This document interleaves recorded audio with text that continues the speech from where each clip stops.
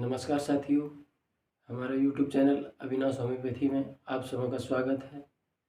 आज हम बात करने वाले हैं होम्योपैथिक जगत के महान टॉनिक के बारे में, जो कि हर इंसान को जानना चाहिए। इस टॉनिक के बारे में, इससे हमारे शरीर में बहुत ऐसे बीमारियां हैं जिससे लड़ने की क्षमता रखते हैं और इनसे बहुत प्रकार का फ़ायदा होता है हमारे शरीर में, और जिसको मतलब कह सकते हैं कि इम्यूनिटी बूस्टर के टाइप का काम करते हैं।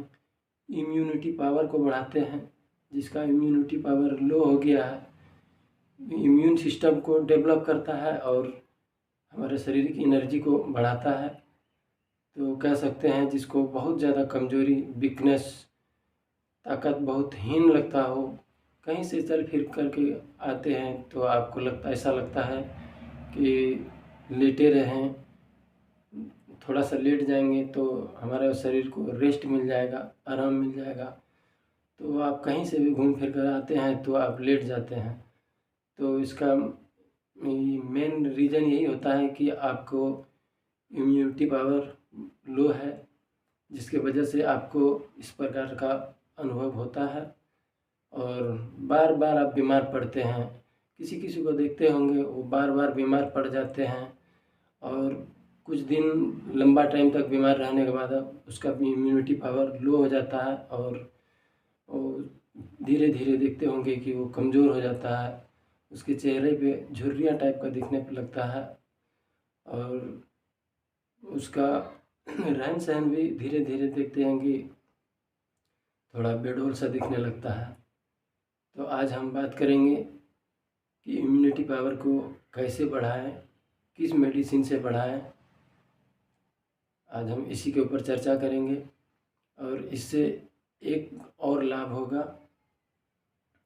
अगर आप बहुत लंबे टाइम से बीमार पड़े हैं और आप बहुत से दवाई करा चुके हैं, फिर भी आपको ताकत अनुभव नहीं हो रहा है, ताकत नहीं मिल पा रहा है, तो आप देखेंगे कि इस दवा को कुछ ही दिन तक यूज करने के बाद आपको आराम बुझाने लगेगा और ताकत मिलने लगेगा। तो आज हम बताना चाहेंगे इस मेडिसिन के बारे में और इससे जो बीमारियां अनेकों प्रकार के होते हैं, उन सारी बीमारियों के बारे में भी चर्चा करेंगे। इम्यूनिटी पावर को लो होने का कारण, इसका बहुत ऐसे कारण है जो कि इम्यूनिटी पावर लो हो जाते हैं। जैसे आजकल के नई पीढ़ी में देखते होंगे कि बहुत से युवक शराब, चरस, हफिंग, डेंड्राइट, गांजा वगैरह का सेवन करते हैं, यानी कि कोई भी प्रकार का नशीले पदार्थ का सेवन करते हैं। इनके वजह से उसका इम्यूनिटी पावर लो हो जाता है और वो देखते होंगे बार बार बीमार पड़ने लगते हैं।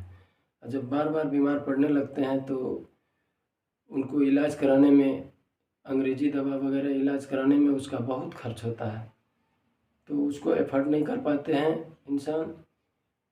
इसलिए हम सोचे कि उसके बारे में भी हम बताएं, अपना होम्योपैथिक मेडिसिन के बारे में बताएं, जो कि आम आदमी को भी ज़रूरत पड़े तो अपना स्वयं कुछ जानकारी रखे और होम्योपैथिक से ट्रीटमेंट कराए, जो कि इजी वे में उसका मेंटेनेंस हो जाए। बहुत कम उम्र में युवतियों को देखे होंगे सेक्सुअल डिसऑर्डर हो जाता है, कुछ गलत आदतों की वजह से हो जाता है।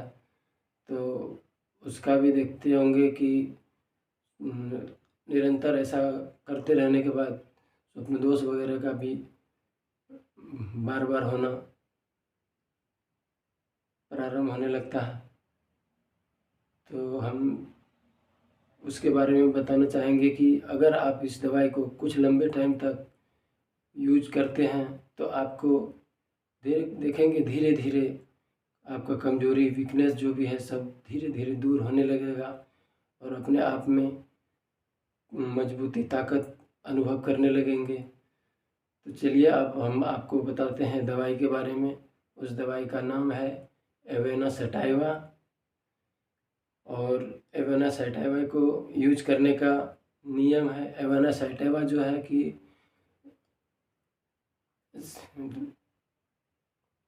मदर टिंचर में आते हैं, जो कि आप इसको दिन में 2 बार 3 बूंद सुबह और 3 बूंद शाम यूज कर सकते हैं।